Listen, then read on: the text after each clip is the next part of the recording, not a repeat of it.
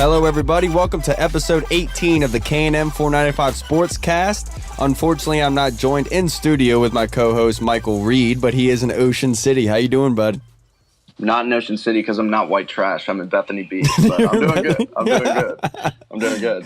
Sitting here on vacation. This is the most 2017 thing I've ever done, just podcasting outside in another state, and training camp's happening, so I'm pumped. I just don't think it's a coincidence that they found a woman in the sand deceased while you're out on vacation, Mike. I think there's some real sketch with that. Oh, I know. I did that. You did that? They'll never catch me. Wipe my fingerprints off clean. No, that was gross. Yeah. Well, shut down all show the everybody beaches. what jersey you got on, man. I want to know. Look at that. The yellow. Ooh, Jordan Reed jersey. Woo. The Jordan Reed. I just tell people that it's a Mike Reed jersey. It's a Mike Reed jersey. So that's what I go with. The same for you guys. I see the resemblance. I could definitely Same tell. body type, yes. Oh, yeah. I'm the only person I think who's been at the beach for like a week and hasn't gotten any more tan than ever. It's because I have to wear like SPF 75. The fair skin, you just burn up like a crisp. Yeah, I'm not even fair skin. I'm just white. White people problems, man. Yeah. Well, speaking of Jordan Reed, Jay Gruden today in his press conference said that there was no really development after Jordan Reed went and saw the specialist for his ankle or toe. And so we're still waiting. There is no timetable. They said either tomorrow or a week or so. So we still don't know. I don't know how you feel about this, but I'd rather him just not play at all during the preseason. Oh, yeah, no, not at all. He's been in the NFL 4 years. This is his fifth year, right? This is his fifth year. He's never played a full 16 games, so he always has injury problems anyway. And this could be something that's going to linger, especially a toe for and like that could be kind of a pain in the ass. So I'd just rather him than come week one. He's not somebody who you're worried about. He's going to be fine regardless if he's playing. So I'd just rather him be healthy and get time in this offense that he knows, like the back of his hand. Yeah, and we know that from Pierre Garçon back in 2012 when he had turf toe after that first game against the Saints. It lingered all season. All season long. Yeah, those toe injuries always seem to linger. So, like, if we can get it out of the way now, I'd just rather that happen than him play anything. Yeah, there's no it might take him a little bit to. There's no reason to make it worse in the preseason. You might as well just hang out. And if you are going to make it worse, I'd rather it happen during the regular season. Sit him as long as you need to. Rest him up. Right. No reason to stress it right now. We know what he's about. He doesn't need it. Let's just sit down and hang out with him. He knows the offense. It's not like he's a free agent acquisition or a rookie or one of those young guys. He knows the offense. He knows what he's doing. So I'd just rather him not play. And it's better for the whole offense as a group being able to orchestrate the offense without Jordan, because we've known for a long time now the offense runs through Jordan. And so if we can get some offense going without him and being able to do it against the number one defenses, I think it's going to really help them as a group. And so when Jordan comes in, it's just going to make them that much better. Right. They have all these weapons, and not having Jordan, because chances are at some point Jordan will miss a game or two regardless this season. That's how he is. Yeah. He always has injury problems. So, being able to play without him and being able to play well, and especially getting somebody like Josh Doxson and Terrell Pryor accustomed to the offense, that would be huge. And another guy who's been injured so far this training camp, who's been Jamison Crowder with his hamstring. Today there was a pure special teams practice that Jay scheduled. And Jamison Crowder was catching punts. Right. So that's good. He's another person you're not really too worried about. You just don't want him to tweak it. You don't want him. You don't want him to get hurt. And I think that's good so far. I mean, there's no wood around me, so I'll just knock on my boner like always. But you can't risk any injuries, especially to Jordan Reed or Jamison Crowder. I mean, those are our two proven offensive threats. So. I mean, another offensive threat that we have is Terrell Pryor. That one-handed catch that he had in the practice. Wow. Oh, my God. It just shows. He has been tearing it up this training camp. Him and Doxson, especially Pryor, man. Pryor, just watching his work ethic on the offseason, still putting in crazy work. That guy's going to be a freak. People are already on the boat of Terrell Pryor. I thought I was going to be able to have him as my sleeper in the draft and be able to get him a roundup or so. And experts are saying they're ready to take him fairly high. Yeah, and I'm in this one fantasy league, and you pick your keepers, and the way their keepers are really weird the way that they do it in this fantasy league. So the keepers you take are basically like the first full round, and so that you don't those players are already taken off. It's not designated for a certain round, and this guy like put it into the Facebook group for this fantasy league that he was changing his keeper to Terrell Pryor. I'm not kidding you. I was legit upset. I was cussing out loud. I was like, that's bullshit. Yeah. Like, that was my guy. He was my sleeper. Fucker. Yeah, you can't just take him off the board. No. You dick. No. That's terrible. I can't wait for this, dude, man. I can't wait for fantasy. It's finally coming up. And on Thursday, tomorrow, we have the Hall of Fame game. As lame as the Hall of Fame game is, it just shows the start of the season, man. Football's back. I can't. A week from tomorrow, we'll be watching the Redskins in the preseason versus the Ravens. I can't wait. August 10th against the Ravens. I'm so pumped for that game too. Especially, I know it's a preseason game, but I was hearing that you can expect Kirk Cousins to get a lot of work this preseason for him to stay in longer because historically, or the last couple of years at least, that he's been the starter, he's taken a little while to get going. So they've been saying that they want to keep him playing as long as he can so he can kind of find a rhythm and start to get into that earlier in the season than about week 3, week 4 when he usually picks it up. So they're saying that you could see a good amount of Kirk through this preseason, which is fine as long as he stays upright. I'm fine with that. Right, and Kirk said from last season that he took every practice in the summer and in training camp. He took it like it was a game, and by the time that he got to that first opening game, he said he was almost like worn out, that he was just mentally tired because of how serious he took all those practices. And this year, he said he was going to take a more lax approach. So if he's going to do that this season, I would love for him to get more reps in the preseason, just get him ready. And Kirk threw a couple picks yesterday, and I remember I saw a couple media members tweeted out saying like this one fan was like, well, he better get that out of his system. I was like, whoa, wait. If he's going to make those risky throws, if he's going to risk throwing an interception, don't you want him doing it in training camp to gauge what he has and to gauge the wide receivers and the range they have? Yeah, he has to do.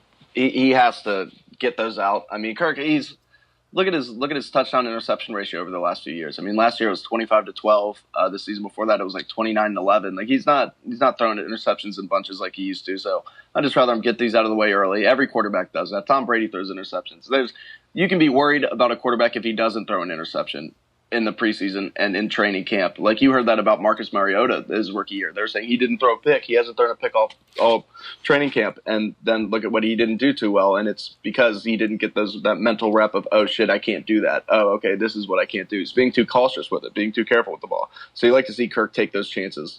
Yeah, because Kirk is smart enough not to continue making those risks. He just wants to see what he's capable of. And once he sees that in those situations not to force that ball in that position, he's not going to do that anymore. He's smart enough to learn from his mistakes. You can make jokes all you want about the Giants game, but that's behind us. The guy, that was probably the best thing for Kirk, as stupid as that sounds. For him to make that kind of mistake in a big game like that, he's not going to do it again. He's going to make sure that he is well prepared, especially when there's meaningful games late in the season. Yeah. Did you see Kirk was mic'd up today? Today the video came out. It might have been yesterday or something. Yeah. He's so funny. He's so white. Talking about Creed. Yeah, we loved Creed, and he's so rapping white. Some song, and I love Kirk. He's so funny, dude. He's awesome. Hilarious. Dude, the injury bug is already starting to hit these teams in the NFL. The Chargers got hit with 2 huge injuries, and Mike Williams and Forrest Lamp just got carted off the field today. Both of their 2 rookies, both players who they were super high on. That sucks. How did they say how bad any of their injuries were? Well, Mike Williams is guaranteed out for the season. And what did he do? God. I have no idea, but I know that Forrest Lamp is out. Will Fuller from the Texans, the wide receiver, broke his collarbone. He's out indefinitely. But the whole thing with Forrest Lamp is they know it's season ending. It's a pretty big deal. It's one of the damn that sucks. Forrest Lamp, he was somebody that I was thinking about the Redskins could possibly take in round 1 if, of course, Jonathan Allen and some people weren't there. Yeah, they were high on him. He's a good left guard. Yeah, oh yeah, he's played. He gave Alabama fits at left tackle back in college his senior year. Alabama, they were saying that was hands down the best offensive lineman we faced, and they're a shitty team. So for them to say that, I mean, that was incredible. That's such a big blow, man. That sucks. Right, and see that. Speaking of offensive linemen, I mean, our guy Junior Gillette getting after it this past week, and we talked about it last week. We wanted to see him improve, and my goodness, he's giving Trent fits, and Trent is one of the most athletic guys at the left tackle position, and he's getting around Trent. And he's doing well against Trent, and that means a lot. And so now is when I want Junior to kind of calm down a little bit. Don't get too carried away, man. I need you to stay healthy. Oh, my God.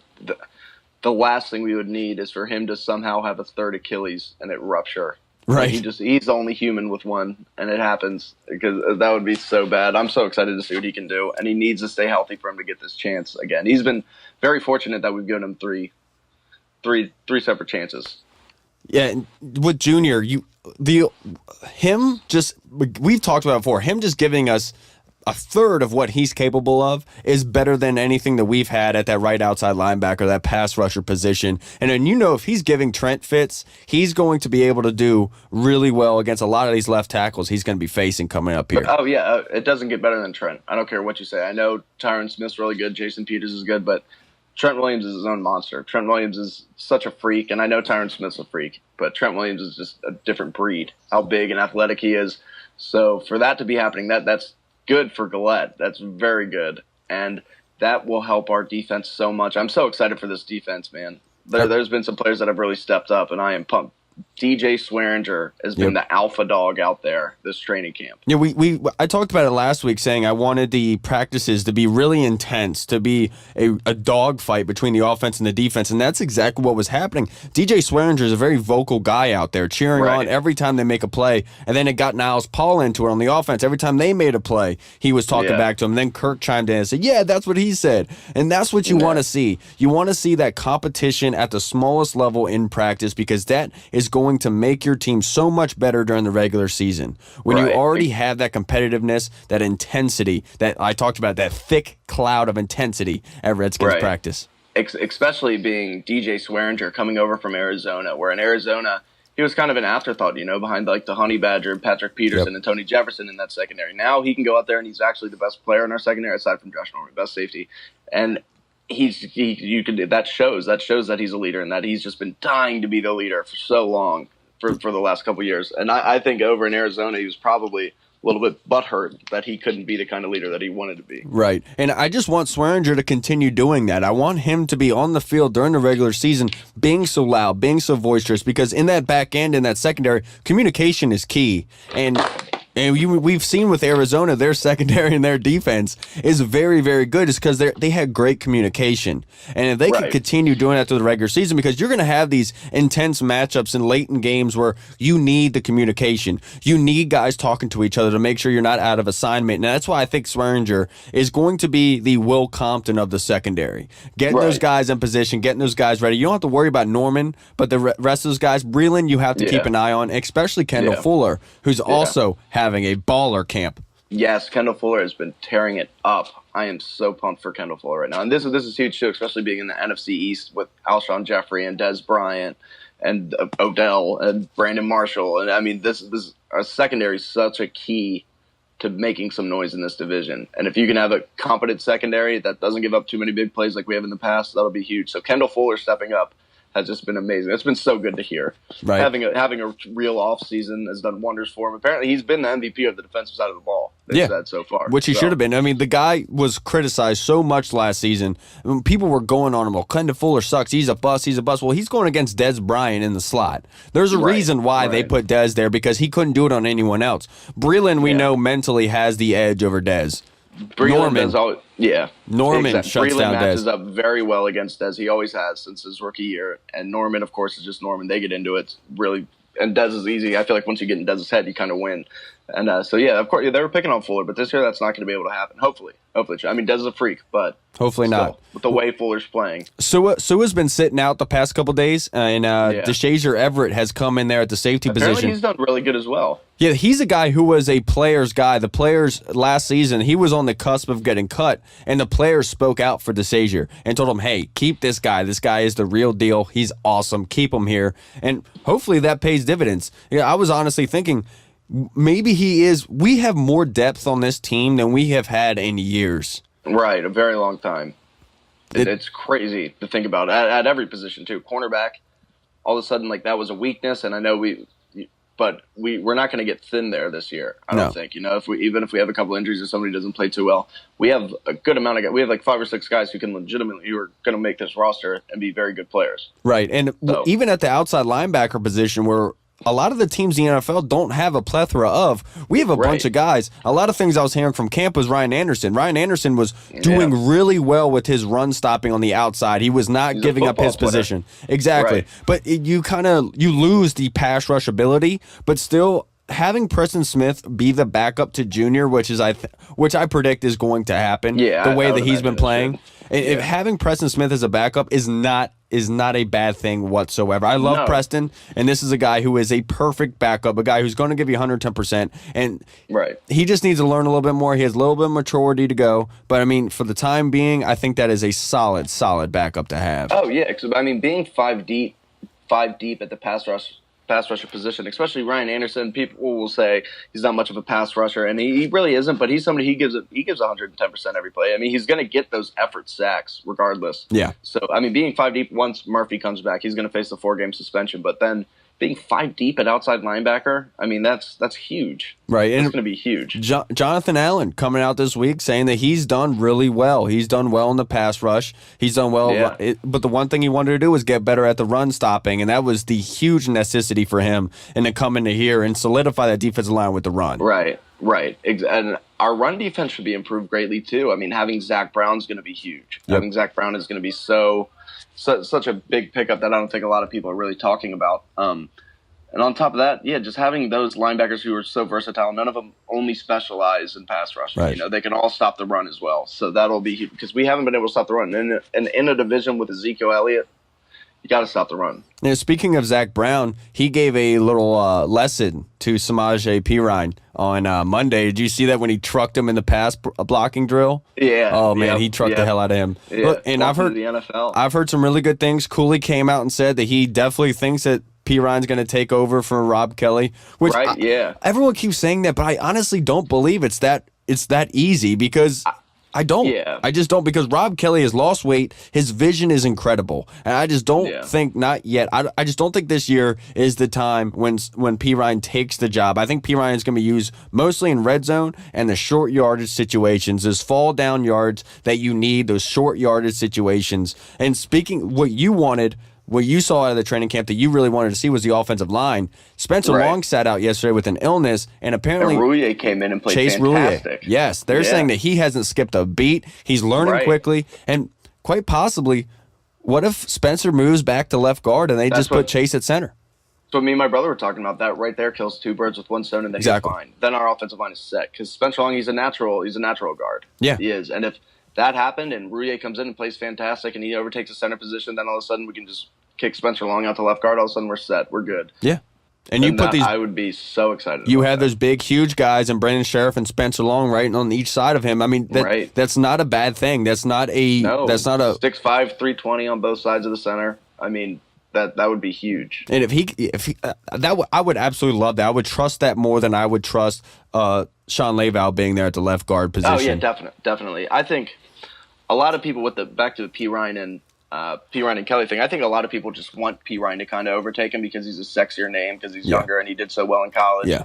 But you can't just count out Rob Kelly like that. No. Rob Kelly did so good last year, and Rob Kelly has proven that he's serious about it. He's lost weight. He's coming in when he's not supposed to. He's just doing the little things that you want to see, and I think that Rob Kelly's going to shut a lot of people up. But if they both do well, even better for us. Yeah, for fantasy-wise, I think Rob Kelly he's not going to be a baller in fantasy-wise. He's going to get you a lot of yardage, but in fantasy, it doesn't really matter. I think Perine is going to be the touchdown guy. Right. He's going to be the guy that gets you those, yes. Yeah. Because Rob Kelly has worked on in the offseason getting his pass-catching ability if you're in PPR leagues, but it's not a game changer. He's not going to be the guy going out there getting all those passes. They're still going to use Chris Thompson in that role, but I think Perine's not going to see that much. He's going to be goal line, red zone, and those short yardage situations. Right. Another person who has surprisingly apparently looked decent, granted he hasn't gotten much first-team reps and he won't, is Matt Jones. They said Matt Jones has done a great job in drills holding on to the ball. I know it's completely different during game day, during live action, and he probably won't even make the team. Right. But that's good to hear that he's at least stepping up. I did hear that Samaje Perine fumbled the ball on the 5-yard line in one of the drills. Yep. Get that out of your system, young fella. Yeah. I'm not saying you're fumbleitis, but ball security is job security, my friend.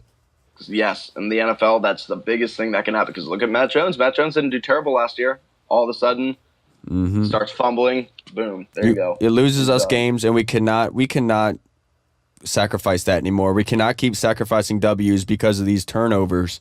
Yes, call about Kirk and throwing picks and whatnot, but Kirk won us multiple games last year purely based on himself. Right, just putting us in position to win and putting us in position to score and getting our defense off the field, keeping our defense off the field. I think another big thing is going to be in the red zone, having these two tall receivers. We talked about Terrell Pryor, but having Josh Jackson in there. And Josh Jackson, we talked about it last podcast where he did really well the first day of training camp. Yep. He has continued that, and he has looked fantastic. He has. His hands are really underrated. I mean, the guy is in the end zone getting 2 feet down, catching it in the basket, no issues whatsoever. Yeah, he's going against the scrub corners, but still it shows that the quality of play is there. And the sky's the limit. Doxson's done some good work against the first-team defense as well. Yeah. At sometimes, they said expect us to throw a lot of fades this year, and I can see that. I know Jay Gruden loves the fades.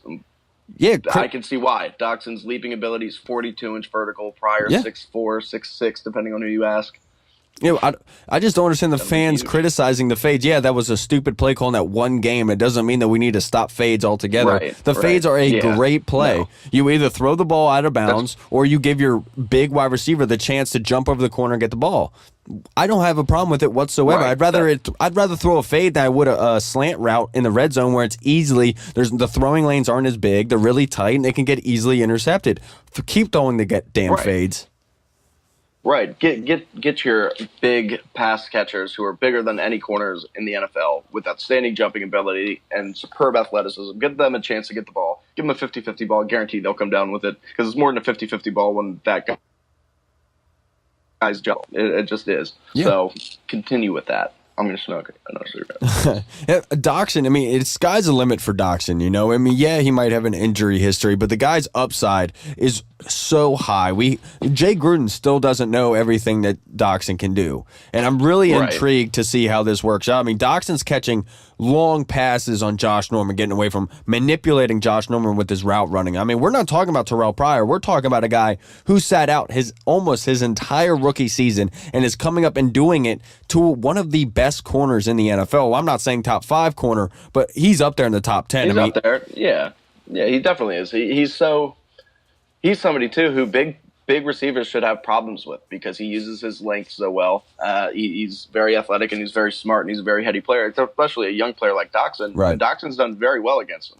Right. So that's been huge. I'm so excited to see how this offense works. One of the biggest takeaways for me of training camp was hearing that Tom Sula's defensive line rotation has been so fluid, so consistent that they do every day. It's somebody different. Yeah, exactly. And so they keep on every practice. They keep rotating the defensive line I think it's 2 or 3 snaps, and that is so crucial. You need that. You need the guys to stay with a lot of intensity at all times, and that's how you're going to solidify that run game. In today's NFL, the defensive line changes so much. You see it every other play. Defensive linemen are coming in and going out, unless you have an Aaron Donald or a J.J. Watt. Right. And it's always different, just based on different packages, what the offense is doing. I mean, where you are on the field, it all depends. So that's so good to get these guys reps. And apparently, a lot of people have been playing very well on the defensive line as well.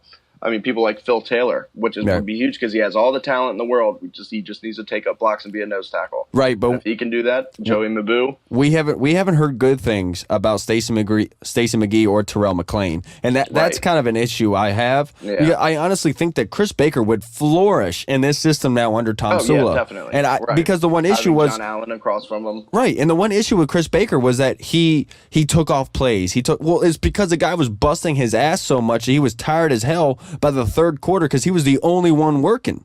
And under this system, I think he would be perfect under this. He would be a Pro Bowler at the end of this season if he was sitting there getting this rotation in with John Allen and the rest of these guys that we have. I just think that was a huge mistake, and we are going to regret it. We are really going to regret it.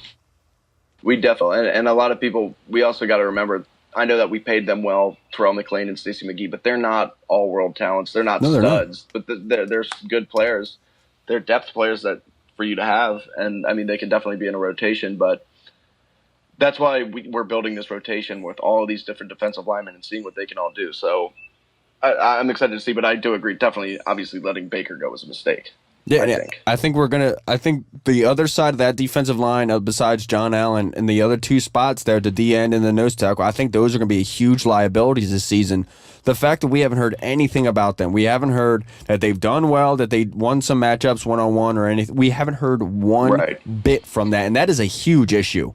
It's been hard too though, because I think that they've only worn pads once or twice so far in this training camp, and I know that, I mean, obviously they're the linemen, they're still hitting each other, but once the pads come on and it's kind of live action, we'll get a better look at the defensive line this preseason as opposed to training camp. Right, and what they've had today, Jay gave them a strictly special teams practice because the past 2 days they've been straight pads and it's been intense. Apparently Dustin Hawkins did pretty well today, which is good to hear because apparently he has missed a few field goals from over 40 yards. Oh yeah, the 48-yarder. He missed like 3 2 days ago. Yeah, right. He needs to, because that's one guy. For some reason, kickers here in Washington do so terribly. Go back to David Akers, Sean Sweezum, Kai Forbath, all these guys who are good kickers, but for some reason cannot do well here. Exactly. Yeah. A lot of people say that FedEx Field's grass is so bad that it hampers kickers. And it proves it because of how many kickers have been here and have gone on to be great kickers other places, but just can't do it here. Right. And I mean, it's especially true because I mean, at RFK, we had a kicker win the MVP one season. I mean, we had some very good kickers back in those days, and then FedEx Field comes along, we can't find a kicker to save our life. So it's all Dan Snyder's fault, man. Let's just blame him. Call a spade, man. That right. You would think that after RG3 twisted his knee that 2012 playoff game, that would right there, he would have been like, all right, we're getting new turf, we're getting everything. Exactly. Nope, exactly. Nope, but that doesn't do it. Didn't want to spend the money. A lot of the talk over the past week has been that Terry McAuliffe, the governor of Virginia, was saying that Virginia is going to be the home for the Redskins, the new stadium. And people were putting out a poll like, "Oh, would you still be a Redskins fan if they moved to Virginia?" Why would we're all gonna still be. Why would I stop being a fan because they moved to Virginia, dude? Danny Rouillet said that people would start becoming Ravens fans. Who the heck? What kind of Redskins fans are you talking to? Yeah, that dude. would never happen. We are some of the most passionate people. I mean, are you telling me we're going to stop going because it's in Virginia now? I mean, if it's in Richmond, just as close. If it's in Richmond, I completely understand. But if it's right there in Loudoun County, in the most expensive part of Virginia, it's Northern Virginia. It's not that far away. It really isn't. And plus, they're going to keep it near D.C. Right. They have to. I mean, that's just how it is. And I've seen like 60% of the fans going to FedEx Field are Northern Virginia residents. That's where a lot of the money comes from. And so them going to Northern Virginia, it would be nothing but smart. It's genius. It makes sense. Tyson's Corner is blowing up. It'd be a perfect spot. It'd be a great spot. That like there's not that much crime. It's not a shitty area. It's a great spot for them to build something. There's a metro near there. Right, exactly. You're not walking a mile and a half to the stadium. Right. It makes sense. They have to do that. I would not, even, no matter where they went in Virginia, nobody's going to not be a Redskins fan because of it. Right. Trust me, I don't care about going to games anymore. I don't care. We're still going to get the coverage. I don't care. I'm still going to go to games. I don't care. I know everyone hates Dan and everything, but it's just a different feeling when you go to those games. You know, I just love it. I hate it. I hate it. Hopefully the new stadium will be better because if it's anything like FedEx, I'll hate it. But, I mean, I'm just one of those people. I'd rather watch a football game at home than go to the game just because I get into it so much with people. So I'm not going to change. I love going to the games. I absolutely love it. I love being so close down there. I love seeing the certain thing, like a lot of people talk about, I would rather be at the nosebleeds than I would in the lower level. And what I mean by that is I'll never forget, I went and saw a preseason game, and it was back when we had Jim Haslett as a defensive coordinator. And I was up in the nosebleeds. I remember seeing at the two safeties, they were in a two-man, and it covered two-man. And the safeties at the last second, right before the snap, I saw them rotate to a cover three. And it was so cool to see that happen live. Yeah. To see that happen, where something you wouldn't see on TV. Oh, yeah. But to see it happen, you're like, wow, that's so awesome. That is cool to see that they're actually implementing this game plan and seeing it happen during the game. It's just not the same that you would get at the watching it on TV, personally. Oh, yeah, definitely. Oh, yeah. You see all sorts of stuff that you can't see on TV. I agree. I love that part of it. I really do. So, I mean, we got to keep up the home field advantage this year. I mean, we had a very good record last year at home. We got to keep that up. That's the one thing I've always had an issue with, is that we have not had home field advantage here at FedEx Field. A lot of teams have come in. I know. They have a bunch of fans there. But if you start winning at home, more fans are going to start going. Right. Steelers overtook the Redskins. Yeah, that was stupid, terrible towels. Who brings a terrible towel to a preseason game? How gay is that? It's stupid. You have nothing else to do but carry around a towel and bring it to a preseason game. Even last year, week 1 on Monday Night Football, there was nothing but Steelers fans there. It was embarrassing. And I understand Pittsburgh's semi-close to DC, and Pittsburgh has a big fan base everywhere, but Jesus Christ, that can't happen. That can't happen. And I think a lot of it is just because people legitimately don't like FedEx Field. I think it's more than that. I think there's so many people in this area that when you if we lived away, if we lived in Minnesota or some weird other city, right? And if the Redskins came to play there, right? If the Redskins came to play there, I would travel 2 hours and stay the night in that area just to see the Redskins come play there. 100%. And that's how that's why I feel all these teams, all the Dolphins, everyone talks about, all these teams come here oh yeah, there's so many of us here, blah blah blah. You guys don't have many fans. Well, yeah. It's because DC's such a there's so many people here. There's so many of all over the country. All over the country. It's not like it used to be back in the 70s and 80s when RFK was filled with Redskins fans. Filled with it. We were also winning then. Yeah, exactly. A lot of it's with the product that they've put on the field. I mean, over the last few years, you have seen more fans come and come and come. And it's because we've been a better team over the last 2 years. So hopefully we can continue that trend. And it's not like it's just FedEx Field. I mean, we talk about this with every sport in the DC area. With the Nationals, everyone complaining about a lot of Cubs fans were there during that series. A lot of Mets fans were there during that series. With the Wizards, we talked about how when Kobe was there's a bunch of Lakers fans cheering on Kobe. Yeah. Caps, you don't really worry about that because the Caps have been so good for so long that it's nothing but Caps fans. Yeah. But in 3 out of the 4, it's the same thing as the Redskins at FedEx Field. So we can't really sit here and say it's only the Redskins because of how bad they've been. It's all over the area. Oh, right, definitely. I agree 100%, especially with the Wizards. That's huge. That's how it is. Especially Redskins games are weird. And I know every NFL stadium probably has this, but Redskins games, I'll go to a Redskins Rams game and there's a bunch of Cowboys fans. It's just always opposing team fans, always Cowboys fans, even though they're not playing. And it's so annoying. And I do think a lot of that has to do with just DC being so diverse and people coming from all over to live in DC and work in DC. So yeah, that's definitely true. There was an Eagles fan at Redskins training camp on the second day. Yeah. Why are you at Redskins training camp wearing an Eagles jersey? Do you have a job? Do you have nothing else to do but go to a Redskins training camp and wear your fan Right. If I lived in Philly, if I lived in Dallas, I would not be going to their training camp repping the Redskins. I got better things to do. What do I have to sit here and rep my team at another? I don't care about what's on the field. I don't care about what you guys are doing. Why would I be there? A lot of those people just want attention, just want to start shit. It probably comes down to them having some sort of mental disorder or something. You see that one signed to Bruce Allen about Kirk Cousins. It said something like his name is Kurt or his name is Kirk, not Kurt. Not Kurt. He's a quarterback. Yeah. Yeah. I thought that was hilarious. How you feel? And now they're gonna ban posters from training camp now because of it. Just like they did at FedEx Field when that guy made the. Really? Well, I'm sure it's going to happen. I mean, they did the same thing at FedEx.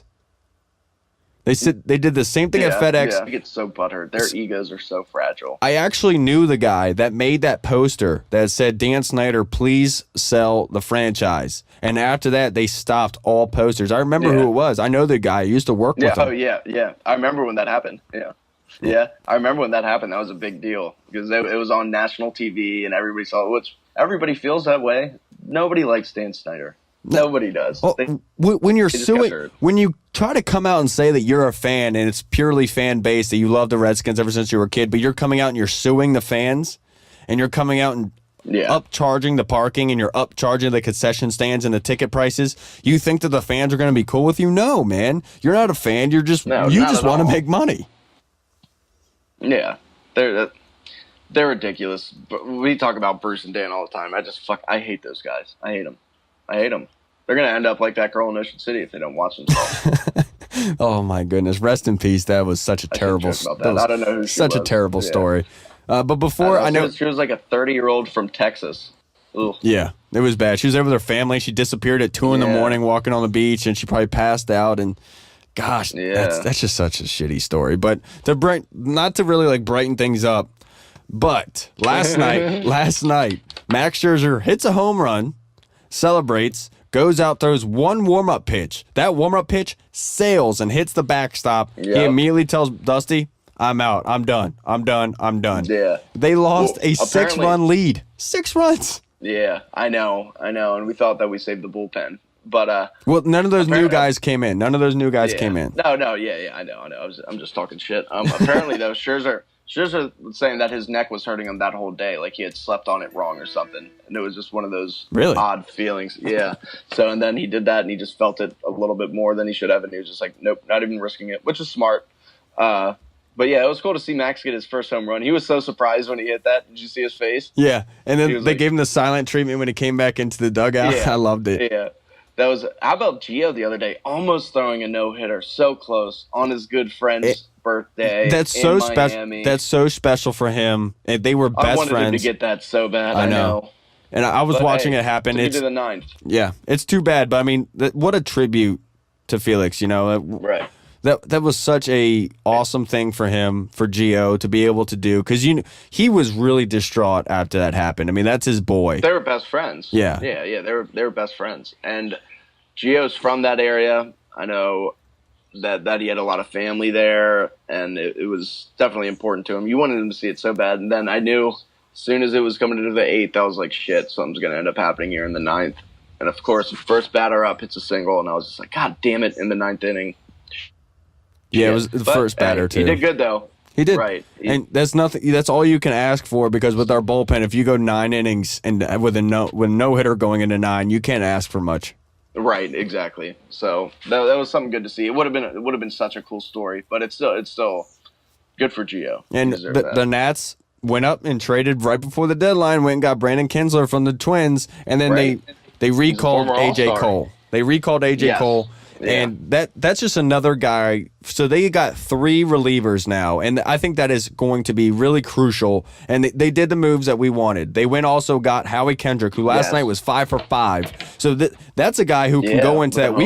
We've been talking about that top half of that lineup and that batting order, and he's a perfect guy for the 2 spot. Yeah, Howie Kendrick, he's a career 290 batter. I mean that was huge to get him, especially just with the types of players that we have, just with all the injuries that have happened. Another person who's been tearing it up has been Defoe. Yes, Defoe's played very well. I'm very happy for him. He's played very well. Kinsler's that was huge. We knew that we were going to do one more move with our bullpen. Luckily, we didn't have to give up any big prospects or anything. No. Kinsler comes in with like a 2.78 ERA this year or something. He's very good. So we got 3 legitimate players for that bullpen, and that should help work wonders. Right, and he can come and play tonight. He wasn't available last night, which we had the same guys, Albers, Grace, all those guys. There's a reason why we went out and got those 3 guys, because the bullpen it can't be fixed without those 3 guys, and that's going to really, really help us out. And I've actually heard discussions about your theory about what we had a couple weeks ago about possibly Strasburg coming in as a reliever, almost as a long-term reliever, and that's something that's something that's being discussed right now. I really hope not. But I could definitely see the benefits for it, obviously. Yeah. I mean, that could be great, especially with his injury problems. But damn, what a waste. I think a little bit later in his career, that would be perfect. But right now, we have to be so grateful for that 13-game lead, because if we didn't have that, we wouldn't be able to sit Strauss for so long. We wouldn't be able to sit Trey Turner and Jason Worth for so long, who them going out and trading for Howie Kendrick kind of shows that maybe something's going on with Worth that we didn't know about. I mean, they've been mysterious with it, but I mean, maybe there's something to this, and we don't know how long that guy's going to be out for. Yeah, exactly. I definitely agree on that. That's not a good sign, but who better to get Howie Kendrick, man? He's very good. He was a very, people forget, he was a very good player for a little while. When he was, it was with the Dodgers where he was really good. He's a very good player. So, I mean, with the talent we have here, you can just plug in some of those players who are veterans and let them play. Am I huge. the only one that's kind of relieved that the Dodgers didn't get Zach Britton and they just got Yu Darvish? I know Yu Darvish is a very good starting pitcher, the guy who's going to do a lot of things for them. But I was worried about them getting Zach Britton, having the oh my goodness, I forget the other closer's name. God dang it. But if they have both of those guys, I mean, they would shut down everything. And having Yu Darvish, I'm not really that sold. I think he can still get hit, but I mean, at least you have a chance in the later innings. Right. Yu Darvish he's been a very good player in the past, and I mean, Dodgers, they're really the only team that I'm worried about out in our division. So who knows what's going to happen with that? Exactly. I don't know. Exactly. They're the one team I'm really worried about. Of course, and the Cubs are flying up, dude. The Cubs are coming up. Let's get into fantasy, our fantasy segment of the week. A lot of guys that we personally can see the Redskins and how Josh Docks and Pryor are going to be sliding up our boards. But let's go over some guys around the league, some big impacts that are happening around the league. Will Fuller, for example, breaking his collarbone. And that's going to be an issue for Houston. Now, I thought that Will Fuller was going to be able to take some of the pressure off of DeAndre Hopkins there in Houston. Doesn't seem it's going to be that way anymore. Right. You saw that last year with Will Fuller. As soon as he came in there, he was such a good deep threat for them. And now that they maybe kind of could have had some stable quarterback play, that sucks to see. So that's terrible. He broke his collarbone. Another injury, Sterling Shepard. Shepard got hurt for the Giants. He was crying on the field. I thought that he tore his Achilles or his ACL. Turns out he just had a low ankle sprain. Yeah. So that's I guess good news for the Giants in fantasy, but that's funny as shit. They were making it seem like that was bad. I got an update about it, and I don't even fuck with the Giants. So. Sterling Shepard was a guy that I was considering a sleeper. I was really looking forward to getting him out there because who are you going to cover? You can't cover Sterling Shepard. You got Brandon Marshall and ODB out on the outside. Sterling Shepard's going to run wild. And Evan Ingram at tight end. Yeah, who knows? Sterling Shepard, he's a very good player. He's a very natural slot receiver, so that would have been very interesting to see. Or it will be, once he comes back. It didn't look like it was too bad. And then the Chargers losing their rookie wide receiver, Mike Williams, so now it leans back on. Tyrell Williams' stock is now going to skyrocket, who a guy at the back end of the last season really did well for the Chargers after Keenan Allen went down. Did very well, yeah. Keenan Allen, man, he's another person. He's lost the last 2 years to injury. They say that he looks really good right now, but I mean, that happens every year. Yeah. Right. And that was sad to see because he was somebody who I was high on last year, and I picked him in mid rounds, and he just got hurt again. That sucks, man. And another guy in the Chargers that I consider a sleeper there at the tight end position, I got two sleepers. Is Hunter Henry. That guy is going to get huge PPR advantages this year. We both talked about Antonio Gates is on his last leg. He's not going to be lasting much longer. And I think it's about time that Hunter Henry go in there and take over the reins for this Charger offense. Yeah. Oh yeah, definitely. Hunter Henry, now that Mike Williams is out and Tyrell Williams is really their only number one receiver because Keenan Allen, he'll probably get hurt again. He's delicate. Let's just be honest. His knees are weak. But Hunter Henry's going to play huge. When he was healthy last year, when he was playing, he did very well. He was putting up some insane numbers for a few games there. Yeah, he was. I mean, he's going to be a guy that you have to consider looking at it late rounds around the 14th, 15th round, going to get maybe a backup. That's a guy who can give you a lot of points for PPR points later in the season. If you don't trust it right away, if you want to go grab somebody and have some reassurance there, because if you go up and get Jordan Reed or you go up and get Travis Kelce, these guys who have injury concerns, get Hunter Henry in that back end. That way you have that safety blanket there because he's going to have his chances with Phillip Rivers back there slinging the rock. Right. Well, if I end up getting Jordan Reed, I am making sure that I get Vernon Davis in somehow, some way. Right. If Reed goes down, Vernon Davis can still put up some good numbers, and that's the one good thing that we do have going. We do have a very deep tight end position, so that'll be interesting. And the guy I'm very high on at the running back position is Lamar Miller. I mean, that is a guy in Houston where O'Brien loves to run the ball. He pounds that rock, and Lamar Miller is going to have his chances, especially now with Will Fuller being out, not being able to trust Tom Savage or not being able to trust Deshaun Watson.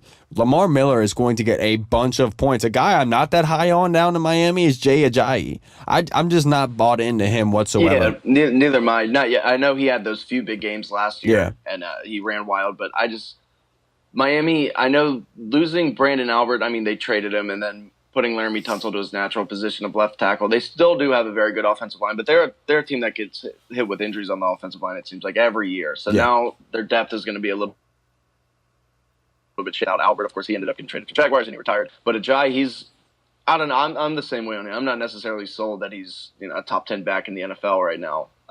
But hey, I do like listening to him talk because he's a black British guy. That's always cool to see. Right. And another running back that does really well for fantasy the past 2 seasons, won me a championship 2 years ago in Devontae Freeman. I think this is the year. I'm a huge Tevin Coleman guy. I think this is the year that Tevin Coleman takes over those reins. I think something might happen to Devontae Freeman. He's getting a little bit older. His body's getting a little bit more taxed. I think this is the year that in the later rounds, around 7 to 8 to 9 is when you can go get Tevin. And if he's your starter, you have a big issue. But if you have him on that back end, if you have him as a backup for you, I think that is a legit spot. Just sit him there. He's going to get you some value later on in the season. I really believe that.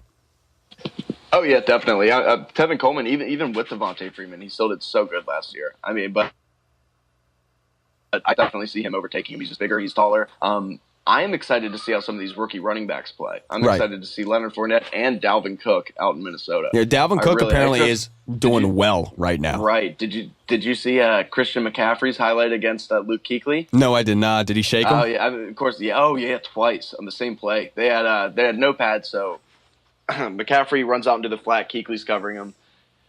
McCaffrey catches the ball, just gives him a quick turnaround. Kuechly slides down low, and he still stays with him after that. And McCaffrey turns upfield. All of a sudden, Kuechly's in front of him, and McCaffrey just shakes him real quick and just dips up the sideline. And everybody was like, "Yeah, white guys are not supposed to do that. They're not supposed to." And it was a white on white crime. It was not.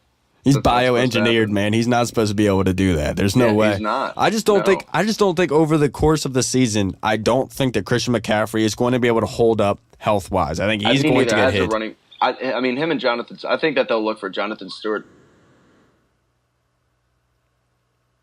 but McCaffrey is going to get those touches, and he can catch, he can run the ball, he can return kicks, he can return punts. So he's going to get a lot of touches, and his body type for that is kind of concerning because he's thinner, he's athletic, but he's not built to take that much punishment. Right. I think using Christian McCaffrey on a maybe once every 3 down basis is perfect for him. I don't think that he's not going to be your bell cow. He's not somebody you can give the rock to up the middle on every play. He's going to get hit. And like you just said, the best times that he does when he is at his best is when you send him to the outside. You give him space to maneuver. You give him space to move. That's when he does well. But when you are inside those tackles, yeah, he's a small guy. You're not going to be able to see him. But when you do get to him, you're going to hit him pretty good, and there's a good chance he's not going to get up from it.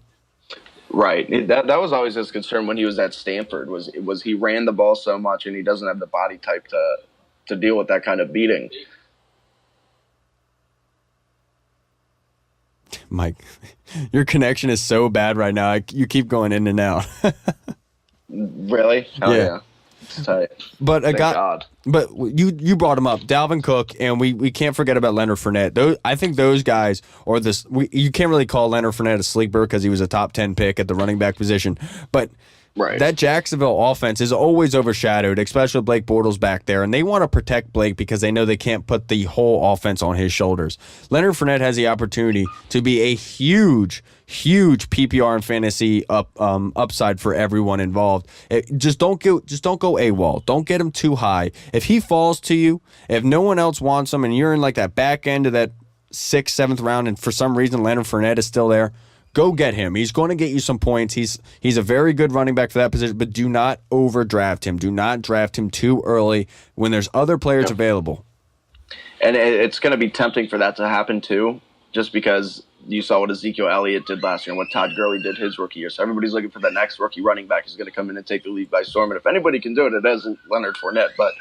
And that offense, I mean, with Blake Bortles, they have so many weapons. The offensive line's still questionable, but Blake Bortles back there, I mean, everybody's just going to be king on Leonard Fournette. Hey, call me a homer all you want. But in that back end, in that 14th, 15th round, Josh Doctson is sitting there. He is going to be a guy you need to go get. You're talking about the 14th, 15th round. You're not looking for this guy to carry your whole team, but you can sit him on the bench and let his numbers speak for themselves. Because when this season comes around, he is going to put up some big numbers. I mean, we talked about he's doing work on Josh Norman. He's doing work on our whole secondary. And if he can do it to them, if he can do it to Josh, he can do it to anybody. Since I've been down here, I bought a few different fantasy football magazines, and a lot of them do say that a sleeper at wide receiver is Josh Doctson. So he is definitely starting to get some national attention. So hopefully our secret's not out of the bag. And another guy from last year's draft that you cannot sleep on is Kevin White.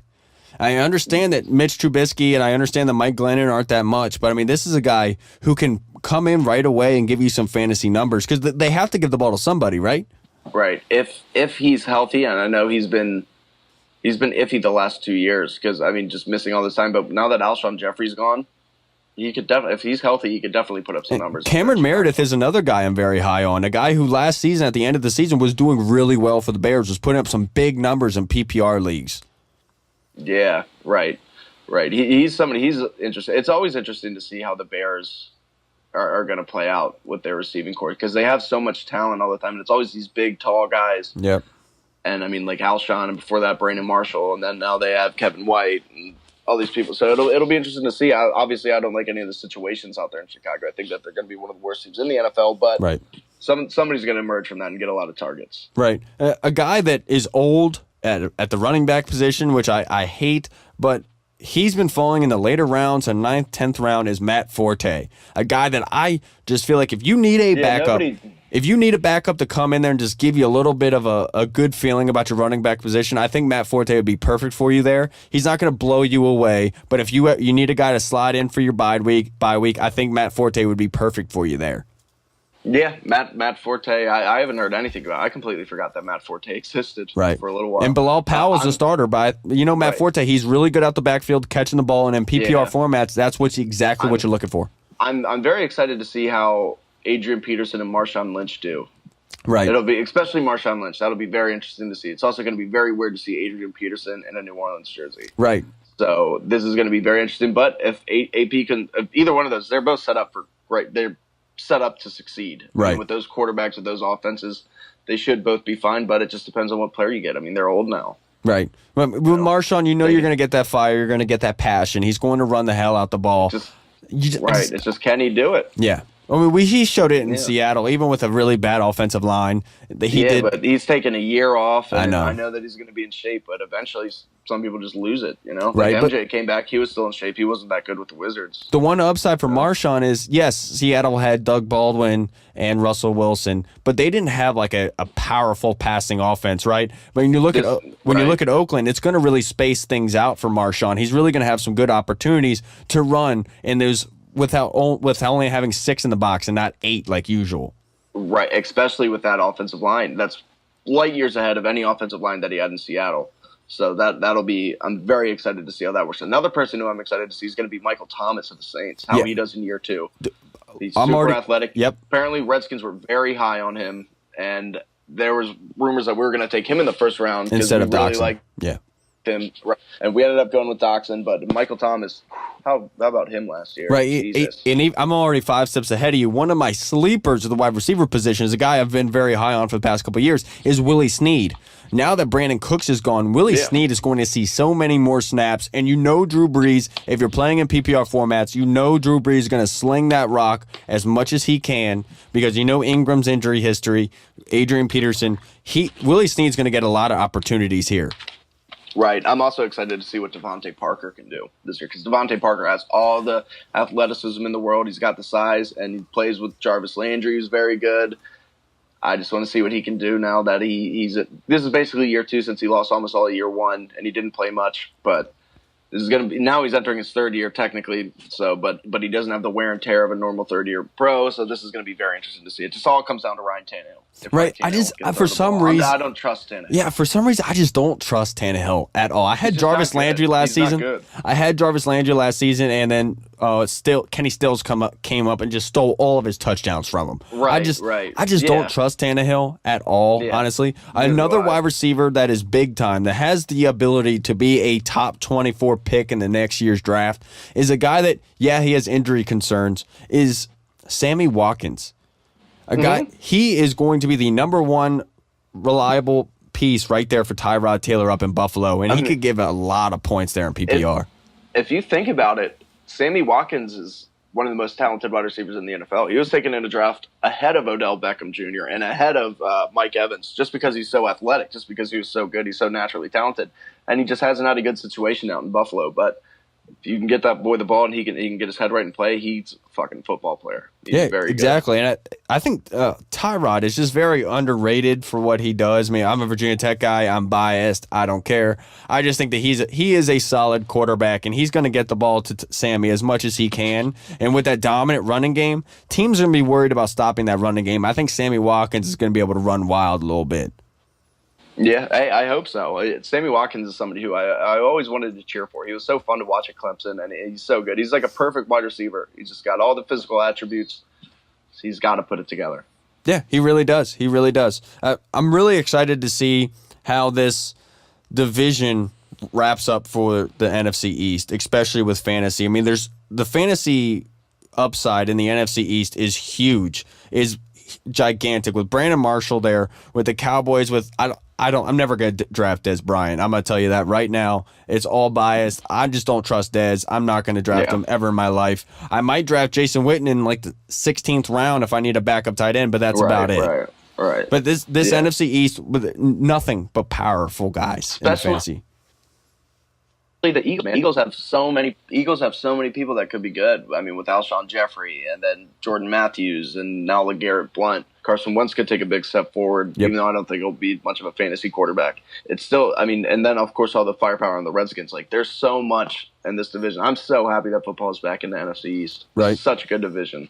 A wide receiver that won me the championship last year is Doug Baldwin, a guy I'm so high on. I take him over Brandon Cooks. I take him over Sammy Watkins. This guy, Doug Baldwin, is just a straight-up baller. Him and Russell Wilson just understand each other, and if you're looking in PPR formats, if you're looking just for the receptions, Doug Baldwin is your guy. Yeah, Doug Baldwin, he's really, I mean, Jimmy Graham kind of emerged a little bit last year. He kind of came back to what he was, but other than that, I mean, Doug Baldwin is the guy in Seattle. Right. He's Russell Wilson's guy. So, and that offense, I know their offensive line is shaky. They don't have much of a running game right now, but that offense always does very well. Right. At least decent. So he's somebody you should definitely try to target. And another guy you should target, you cannot forget about him. He had the most receptions last year than he has in his entire career. And Larry Fitzgerald out in Arizona. It's the number one target for Carson, a guy is going to work his tail off, and he's going to get you some very good points. He just won't go away. He won't.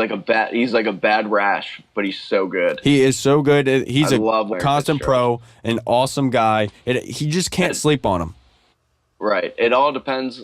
I mean, regardless, he's still going to put up his stats. Larry Fitzgerald, he's just too good. But Carson Palmer, it's going to be interesting to see, because he's always had those years where he sucks and then he bounces back and does really well. But now it's to the point where he's old. He's very old and he's very brittle. If he can bounce back at all and even be a mediocre quarterback for Arizona to go far. Yeah, let's talk about overrated guys, especially in this fantasy. It's going to be stupid for me to say.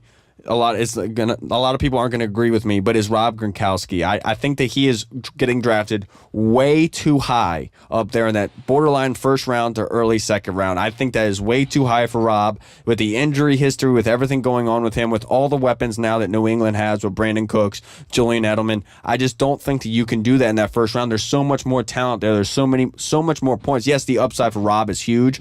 I just can't stick myself there and pick him there, giving up those picks. For me, it's somebody that we talked a little bit about earlier. It's Dez Bryant. He had a lot of touchdowns last year, but he hasn't had over 1,000 yards the last two seasons. He's kind of just going to end up getting his workload is going to decrease the more that Ezekiel Elliott gets the ball and the more that he's in play. There's just not going to be enough balls to go around. And I mean, really, he's put up a lot of touchdowns over the last 3 years or so. But other than that, I mean, I don't know. Dez Bryant's somebody who scares me, because eventually it's going to stop. and his yardage is already stopped, and he's not the player that he once was. So it's going to be very interesting to see what happens with him. Yeah, you're absolutely right. With that running game, it's going to ease stuff up for him. But you saw people like Cole Beasley really come up in the fantasy world. Exactly. And he was even starting for some teams in that flex, or even in the second wide receiver spot. Cole Beasley was getting there because everything was open for him underneath. I just don't trust. Right. I just don't trust Dez, man. I'm sorry. I just don't like him. Neither do I. I don't. Neither do I.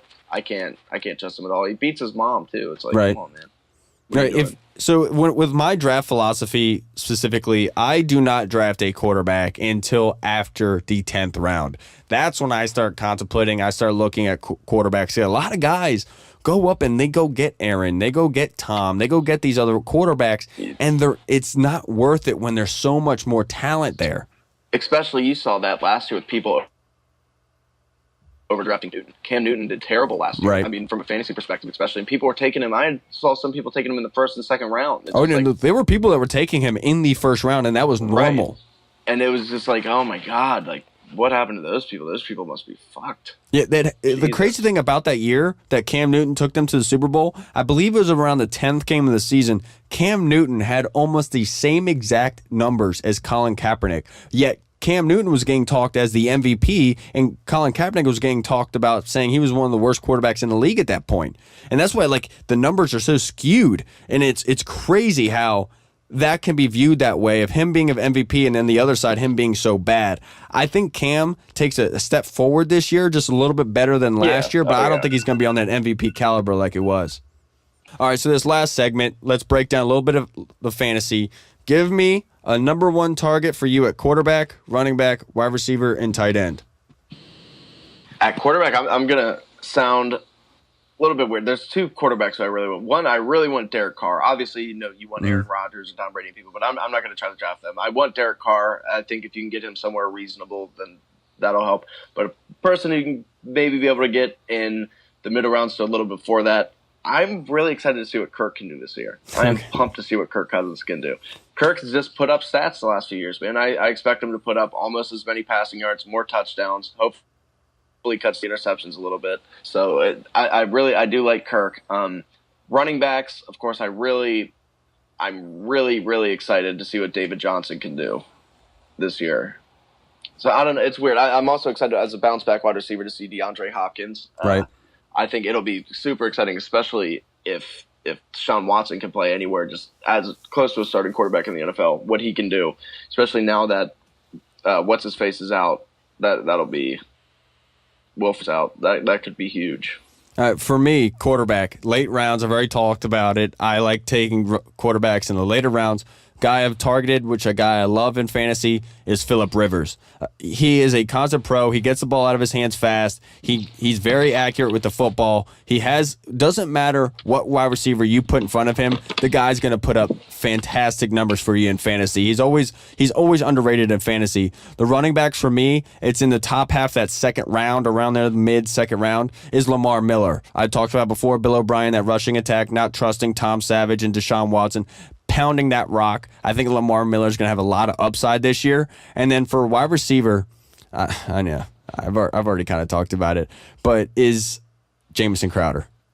I love J-Mo. J-Mo is a guy who is a PPR format perfect slot wide receiver. He's perfect for your flex there. If he's your number two wideout, it's not going to kill you, but generally that shouldn't be your second wideout if you're drafting well. But him in the slot there, in the flex position for you, he's going to put up massive numbers, especially with those two towers on the outside. A tight end that I am really high on that is going undrafted at times is O.J. Howard out of Tampa.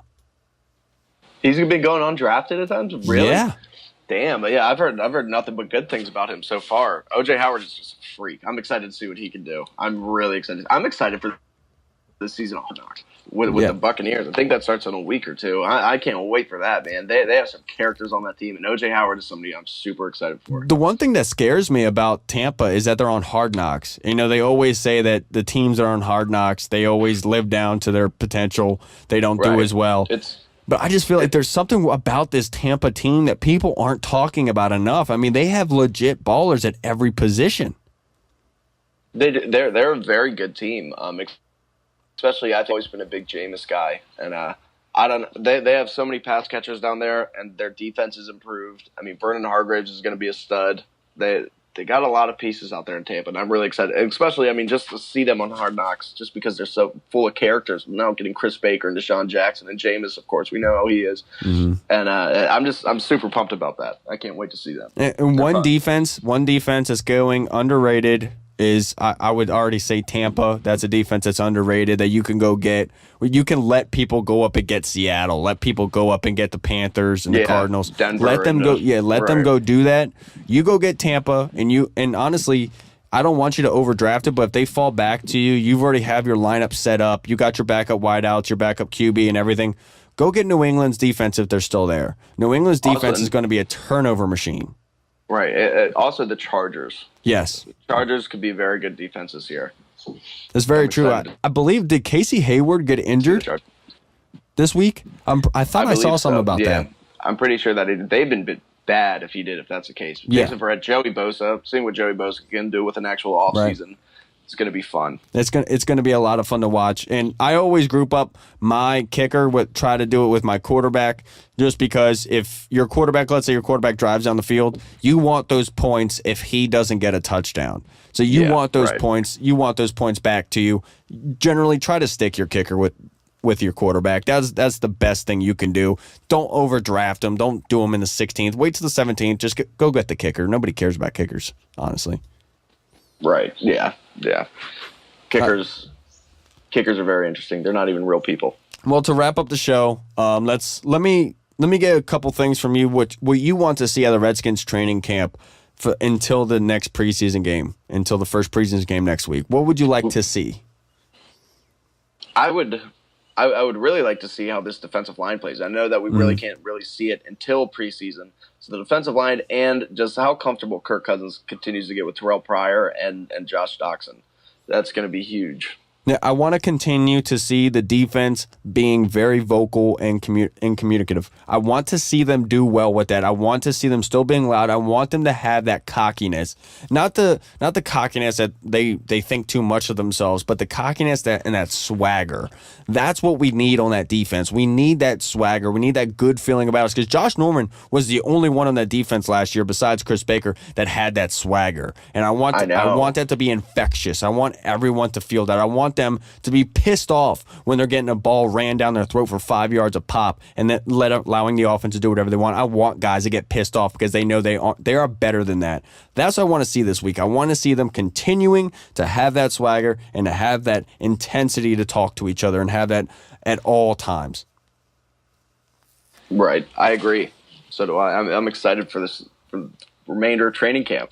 All right, buddy. Well, you go enjoy your vacation. Do you have any parting thoughts before we sign off? Yeah, I didn't really kill that girl on this first format. That's what they all say, Mike. I know. We all say that, all of us. Also, yeah, we'll be back next week. We're going to have to we should do Thursday, because Thursday's the day that I'm coming home, and I'll be back in the evening. Okay. So I can just come there and we can get that going. And yeah, other than that, if anybody comes up to Ocean City or Bethany or Dewey area, let me know so we can go party. Yeah, party, meaning smoking cigarettes in your screened-in porch. Yeah, party. Oh, yeah, hell yeah. Party it hard. All right, everybody. Well, you have a good rest of your vacation. Don't do anything stupid. Be safe. Have a good time. Tell the family I said what's up. I will. All right, brother. Sugar plum. All right, man. I'll see you. Enjoy the night. Redskins football. Woo! Woo!